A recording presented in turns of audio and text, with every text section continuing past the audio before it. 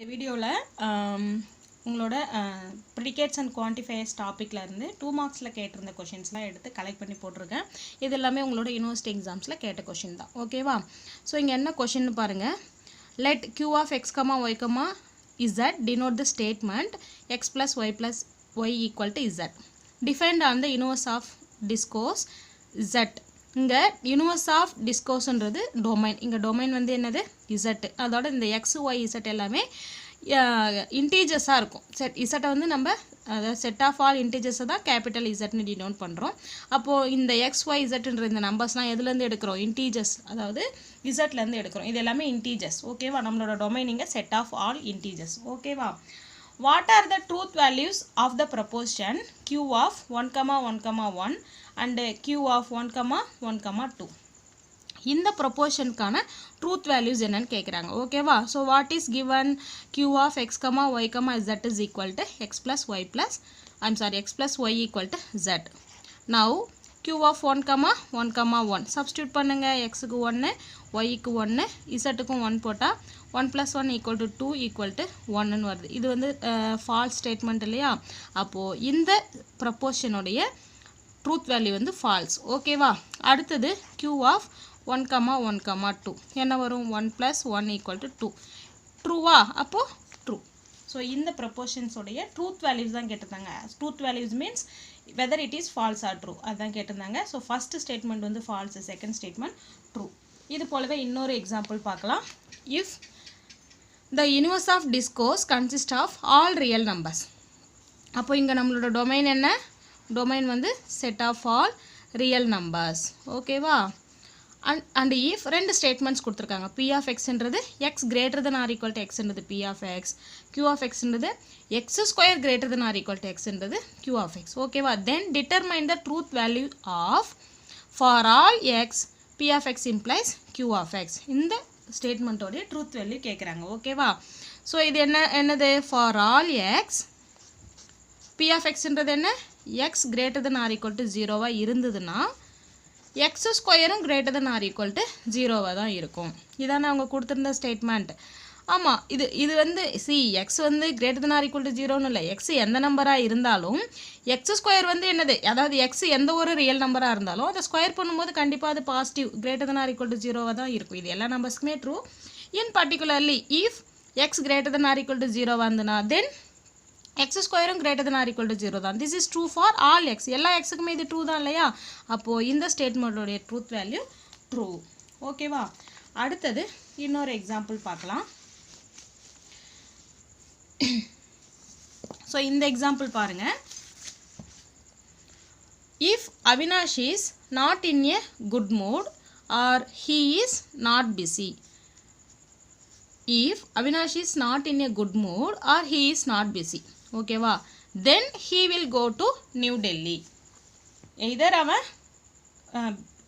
Good மூடில் இல்லைனாலோ இல்லை பிஸியாக இல்லைனாலோ எங்கே போயிடுவான்? டெல்லிக்கு போயிடுவான். அதுதான் ஸ்டேட்மெண்ட். ஓகேவா?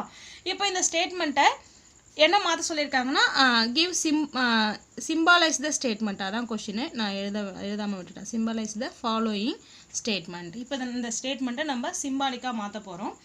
அப்படி மாற்றணும்னா ஃபஸ்ட்டு இந்த ஸ்டேட்மெண்ட்டை பாருங்கள். இதில் எங்கேயாவது some, for all, every, there exist இந்த மாதிரி வார்த்தைகள் இருக்கா? இந்த மாதிரி வார்த்தைகள் எங்கேயுமே ஒரு இடத்துல கூட இல்லை. எங்கேயாவது ஒரு இடத்துல யூஸ் வந்துட்டாலே நம்ம என்ன பண்ணணும்? குவான்டிஃபையர்ஸ் யூஸ் பண்ணணும். அதுக்கு நம்ம எக்ஸு அந்த வேரியபிள் போட்டணும். எக்ஸு ஒய்ன்னு. ஓகே சாமி, X is good, X is a person அந்த மாதிரி நம்ம அசியூம் பண்ணணும். பட் அந்த மாதிரி வேர்டிங்ஸ் எதுவுமே இல்லாதனால இங்கே நமக்கு அந்த குவான்டிஃபையர்ஸ்க்கான வேலையே கிடையாது. அப்போ நம்ம எடுத்துக்கிற ஸ்டேட்மெண்ட் என்ன பண்ணணும்? எல்லாத்துக்கும் ஜஸ்ட் PQ ஆர்னு கொடுத்துக்க வேண்டியதான். ஸோ இங்கே ஃபஸ்ட்டு ஸ்டேட்மெண்ட் என்ன? Avinash is not in a good mood. அப்போ first not in a good மூட்னு கொடுத்துருக்காங்களா? எப்பவுமே நாட் இல்லாமல் இருக்கிறதா நம்ம ஸ்டேட்மெண்ட்டாக எடுத்துப்போம். அதுதான் நம்மளோட வழக்கம். அப்படி பார்க்கும்போது Pன்றது என்ன ஸ்டேட்மெண்ட் எடுத்துக்கலாம்? Avinash is in a good mood. அடுத்து second statement he is not busy. அப்போது அவன் ஹீ இஸ் பிஸின்றது என்னென்னு எடுத்துக்கலாம்? Qன்னு எடுத்துக்கலாம். Then he will go to New Delhi. தென்ன்றதுங்க கனெக்டிவ். ஸோ அப்போது அடுத்த ஸ்டேட்மெண்ட் என்ன? Avinash will go to New Delhi. இங்கே எங்கேயுமே நம்ம எவ்ரி ஃபார் ஆல் சம் இந்த மாதிரி வார்த்தைகள் வராதனால நம்ம X P of X Q of எக்ஸ்னு எடுக்காமல் ஜஸ்ட் என்ன பண்ணிக்கிறோம், அந்த ஸ்டேட்மெண்ட்டுக்கே ஹோல் ஸ்டேட்மெண்ட்டுக்கே பி கியூ ஆர்னு எடுத்துக்கிறோம். குவான்டிஃபையர்ஸ் வந்தால் தான் நம்ம என்ன பண்ணணும், எக்ஸுன்ற வேரியபிளே ஃபஸ்ட்டு இன்ட்ரடியூஸ் பண்ணணும். இதை அப்படியே சிம்பிளாக எடுத்துக்கலாமா? இப்போ கொடுத்துருக்க கொஷினை என்ன பண்ணணும், நம்ம அதாவது சிம்பாலிக்காக மாற்றணும். எப்படி மாற்றலாம், இஃப் தென்னு கொடுத்துருக்காங்களா, அப்போது இஃப்க்கு முன்னாடி ஒரு ஸ்டேட்மெண்ட் வரும், தென்னுக்கு அப்புறம் ஒரு ஸ்டேட்மெண்ட் வரும். தென்னுக்கு அப்புறம் என்ன ஸ்டேட்மெண்ட் வந்திருக்கு, he will go to new டெல்லிக்கு ஆர் கொடுத்துருக்கோம். தென்னுக்கு அப்புறம் வரதை முடிச்சிட்டோமா? இஃப்க்கு அப்புறம் உள்ளது தான் நம்ம முன்னாடி எழுத போகிறோம். Avinash is not in a good mood. Good மூடில் இருக்கிறத பீன்னு எடுத்துட்டோம்னா நாட் இன் குட் மீட நெகேஷன் பீன்னு எடுத்துப்போம். Or he is not busy. ஆர்னா ஆர், ஹீ இஸ் பிஸியாக க்யூன்னு எடுத்துட்டோம். அப்போ நாட் பிஸின்றது க்யூ. இதுதான் இதோடைய சிம்பாலிக் ஃபார்ம். இதை வேணும்னா நீங்கள் டிமார்கன்ஸ் லாவை யூஸ் பண்ணி P and Q implies R அப்படின்னு என்ன பண்ணிக்கலாம், சிம்பிளிஃபை பண்ணி எழுதலாம். இதுதான் இதோட சிம்பாலிக் ஃபார்ம். ஓகேவா? நம்ம நெக்ஸ்ட்டு இன்னொரு எக்ஸாம்பிள் பார்க்கலாம். Symbolize the following statement. It is not true that all roads lead to the Denmark. ஓகேவா? இங்கே பாருங்கள், ஆல்ன்ற வார்த்தை வந்தாச்சா, அந்த மாதிரி ஆல், சம், ஒன், அந்த மாதிரி குவான்டிட்டியை பேஸ் பண்ணி கொஷின் வந்தாலே நம்ம என்ன பண்ணிடணும், குவான்டிஃபைஸ் யூஸ் பண்ணிடணும். ஓகேவா? ஸோ அப்போ நம்ம எடுத்துக்கிற ஸ்டேட்மெண்ட்டுக்கு எப்படி எழுதணும், P of X Q of எக்ஸ்னு எழுதணும். So okay, it is not true that அப்படின்னு கொடுத்துருக்காங்க. இது வந்து நெகேஷன். இது இல்லாமல் ஸ்டேட்மெண்ட்டை பார்க்கலாம். All roads lead to Denmark. எல்லா ரோட்ஸும் டென்மார்க்ஸ் தான் போகுதுன்றது இந்த ஸ்டேட்மெண்ட். ஓகேவா? அப்போ இதுக்கு நம்ம எப்படி நேம் கொடுக்கலாம், எக்ஸ் பி ஆஃப் எக்ஸ்ன்றது நம்ம அந்த சப்ஜெக்ட்டுக்கே ஒரு நேம் கொடுக்கணும் இல்லையா, பி ஆஃப் எக்ஸ் வந்து x is a road. Second Q of x வந்து x lead to Denmark. Road தானே டென்மார்க்குக்கு போகுது. ஸோ எக்ஸுக்கு தான் நம்ம ரோடுன்னு பேர் கொடுத்துட்டோம். அப்போ எக்ஸ் லீட் டு டென்மார்க். ரெண்டுக்கு நேம் கொடுத்துட்டோமா? எஸ். இந்த இட் இஸ் நாட் ட்ரூ தட்டை விட்டுருங்க. மீதி உள்ள இந்த ஸ்டேட்மெண்ட்டுக்கு மட்டும் நம்ம சிம்பாலிக் ஃபார்ம் எழுதலாம்.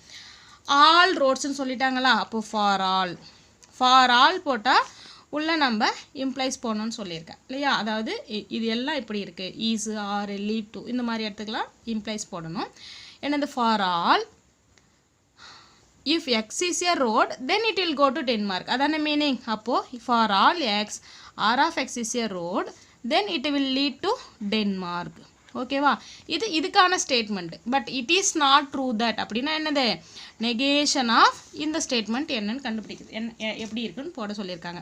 இப்போ இந்த நெகேஷன் பார்த்தீங்கன்னா, நெகேஷன் உள்ளே வரும்போது ஃபார் ஆல்க்கு நெகேஷன் எடுத்தோம்னா, இந்த நெகேஷன் ஆஃப் ஃபார் ஆல்னா தேர் எக்ஸிஸ்ட் எக்ஸ்னு மாறிடும். ஓகேவா? நெகேஷனோட ஸ்டேட்மெண்ட் அதாவது ஆப்போசிட் இது தான். அப்போ ஃபார் ஆல் என்னவா மாறிடும், நெகேஷன் எடுக்கும்போது தேர் எக்ஸிஸ்ட். இதுக்கும் நெகேஷன் இன் த சென்ஸ் இதுக்கும் எடுக்கணும், அதாவது குவான்டிஃபயருக்கு எடுக்கணும், ஸ்டேட்மெண்ட்டுக்கு எடுக்கணும். இதுக்கு நெகேஷன் எடுத்தால் தேர் எக்ஸிஸ்ட் மாறிக்கும். உள்ளே இருக்கிற இந்த ஸ்டேட்மெண்ட்டுக்கும் நம்ம நெகேஷன் எடுக்கணும். நெகேஷன் எடுக்கிறதுக்கு முன்னாடி நம்ம அண்டோ ஆர் வந்தால் தான் நெகேஷனை உள்ளே கொண்டு போக முடியும் இல்லையா. அதுக்காக ஃபஸ்ட்டு இதை நம்ம இப்படி மாற்றிக்கலாம். பி இம்ப்ளைஸ் கியூக்கான ஃபார்முலா என்ன, நெகேஷன் பி ஆர் கியூ. அப்போ அதை எடுத்தோம்னா negation of R of X, negation ரெண்டு மாதிரியும் போட்டிருக்கேன் பார்த்துக்கோங்க, ஆர் டி ஆஃப் எக்ஸ். ஓகேவா? எஸ். ஸோ இது தேர் எக்ஸிஸ்ட்ன்றது வெளியில் உள்ள ஸ்டேட்மெண்ட். ஃபார் ஆளுக்கு நெகேஷன் எடுக்கும்போது தேர் எக்ஸிஸ்டாக மாறிச்சு. மீதி உள்ள ஸ்டேட்மெண்ட்டுக்கு நம்ம நெகேஷன் எடுக்க போகிறோம். There exist X. இதோட விட்டுட்டாலே நமக்கு அது கரெக்ட் தான். அவங்க கொடுத்துருந்ததுக்கு நம்ம சிம்பாலிக்கே எழுதிட்டோம். பட் இன்னும் இதை சிம்பிளிஃபை பண்ணலான்னு தெரிஞ்சுக்கோங்க, அதுக்காக நான் எழுதுகிறேன். இப்போ நெகேஷனை உள்ளே கொண்டு போங்க. நெகேஷன் ஆஃப் ஆர் வெறும்னே ஆறு உள்ளே போகும்போது அண்டு ஆர் என்னவா மாறிடும், அண்டா மாறிடும், அண்டு டி ஆஃப் எக்ஸ். ஓகேவா? So this is what the symbolic representation of the given statement. Okay va? Now let's see another example. Write the negation of the statements for all x square greater than x and there exists x such that x square equal to 4. இதுதான் அவங்க கொடுத்திருந்த statement. இதுக்கு என்ன கண்டுபிடிக்கணும், negation கண்டுபிடிக்கணும். ஓகேவா? அப்போ solution negation of this statement எழுதலாம். என்ன ஸ்டேட்மெண்ட், ஃபார் எவ்ரி எக்ஸுக்கு ஃபார் எவ்ரி, இதுக்கு முன்னால் நம்ம பார்த்தது for all x for all y அப்படி தான் இருக்கும். இங்கே பாருங்கள், for all x square greater than எக்ஸுன்றது தான் இங்கே கண்டிஷன். ஓகேவா? ஸோ எந்தெந்த எக்ஸ்லாம் எக்ஸ் ஸ்கொயர் கிரேட்டர் தென் எக்ஸை கண்டிஷனை சாட்டிஸ்ஃபை பண்ணுமோ அதுக்கு தான் இது ட்ரூ, அதுதான் மீனிங். ஓகேவா? And there exists x square equal to 4. இந்த there exist வந்து x square equal to 4 கான இது ஓகேவா. இப்போ நெகேஷனை உள்ளே கொண்டு போங்க. Negation of for all x square greater than x. உள்ளே போகும்போது நெகேஷன் and வந்து என்னவா மாறிடும், and becomes r. I'm sorry, and becomes r. Now the negation of there exists x into negation of x square equal to 4. ஓகேவா. So இப்போ நம்ம negation எடுக்கும்போது quantifier இருந்ததுன்னா அதுக்கு ஒரு நெகேஷன் எடுக்கணும், அதுக்கு சம்மந்தப்பட்ட ஸ்டேட்மெண்ட் இருந்ததுன்னா அதுக்கு ஒரு நெகேஷன் எடுக்கணும். இங்கே வந்து ஸ்டேட்மெண்ட்டே இல்லை, ஒன்லி குவான்டிஃபையர் தான் இருக்குது. ஓகேவா. இப்போது இந்த ஃபார் ஆளுக்கு நெகேஷன் எடுத்தால் என்ன வேணும், there exist x square greater than x. ஓகேவா. Or negation of there exist என்னவா மாறிடும், for all negation of x square equal to 4 opposite side என்னது, x square not equal to 4. So இதுதான் உங்களோட there exist x square greater than x or for every x x square not equal to 4. இதுதான் அவங்க கொடுத்துருந்த ஸ்டேட்மெண்ட்டோடைய negation. ஓகேவா. So இந்த இதுலேருந்தே உங்களுக்கு வந்து இந்த குவான்டிஃபைஸ் எப்படி யூஸ் பண்ணணும், அந்த ஸ்டேட்மெண்ட்டுக்கு எப்படி நேம் கொடுக்கணும், எல்லாத்தை பற்றினும் ஒரு ஐடியா கிடச்சிருக்கும். நம்ம நெக்ஸ்ட் வீடியோவில் 8 மார்க் ப்ராப்ளம்ஸ் எப்படி போடுறதுன்னு பார்க்கலாம். தேங்க்யூ.